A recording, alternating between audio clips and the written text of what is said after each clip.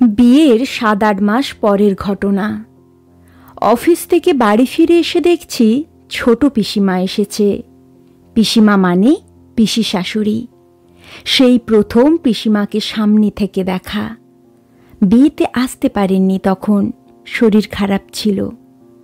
আমি বাড়ি ঢুকতেই আমার শাশুড়িমা বললেন, বৌমা, উনি হলেন তোমার ছোট পিসিমা। আমি প্রণাম করতেই উনি বললেন, অফিস থেকে ফিরলে বুঝি?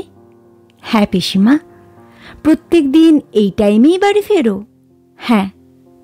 আমি আরও কিছু বলতে যাব, আমার শাশুড়িমা বললেন, সবে তো ফিরলে, একটু রেস্ট করো, পরে গল্প করবেক্ষণ। আমি নিজের রুমে চলে যেতেই আমার শাশুড়িমা পিসি শাশুড়ির সাথে গল্প করতে শুরু করলেন। ততক্ষণে আমার হাজবেন্ড ফিরে গেছে। ও আমার থেকে ঘণ্টাখানেক আগেই ফেরে।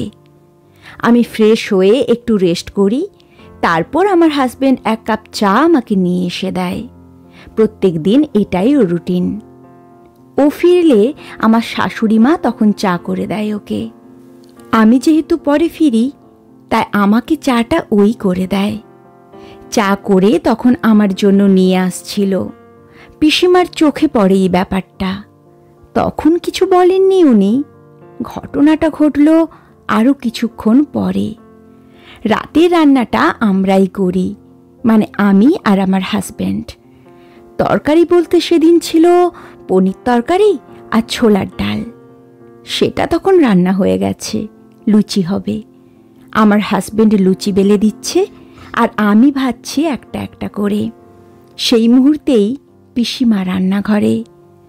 এই দৃশ্য দেখে চোখ বড় বড় করে বলে, হ্যাঁ রে অর্ক, বিয়ে করে তো মেয়েলি কাজ অনেক শিখে নিয়েছিস। বৌমাকে চা করে খাওয়ানো, বৌমাকে রান্নার কাজে হেল্প করা। অফিস থেকে ফিরে তো রেস্ট পাস না একটুও। বউ বললে তো শুনতেই হবে, যতই হোক চাকরি করা বউ তো। কথাটা শুনে খারাপ লাগলো। আমার হাজবেন্ড কিছু উত্তর দেওয়ার আগেই দেখি আমার শাশুড়িমা পিছনে এসে দাঁড়িয়ে পিসি শাশুড়িকে বলে, আরে কি যে বলো ছোড়দি, বৌমা ওকে কাজ করতে বলবে কেন? ওগুলো তো সব আমি ঠিক করে দিয়েছি।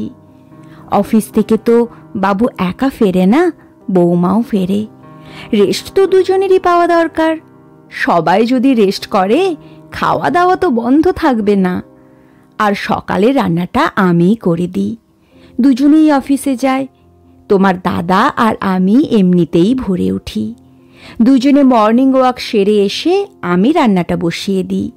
তোমার দাদা তখন হাতে হাতে হেল্প করে দেয়। কাজের আবার মেয়েলি বলে কিছু আছে নাকি? তুমি তো জানো আমি ছেলেকে সব কাজ শিখিয়েছি। তোমার দাদাও তখন কত কাজ করে দিত, এখনও তাই করে।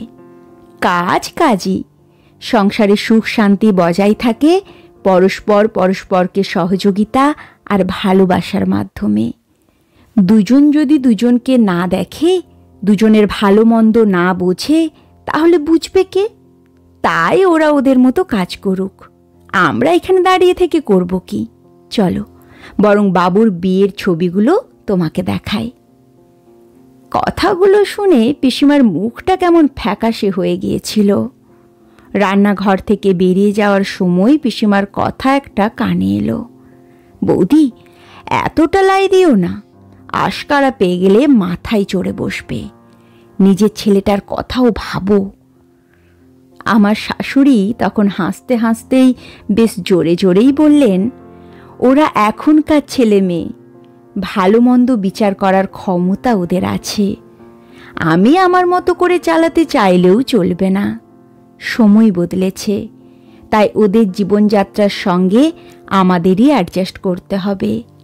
আর তা না পারলেই সমস্যা বাঁধবে। নিজেদের আধুনিক হতে হবে আরও।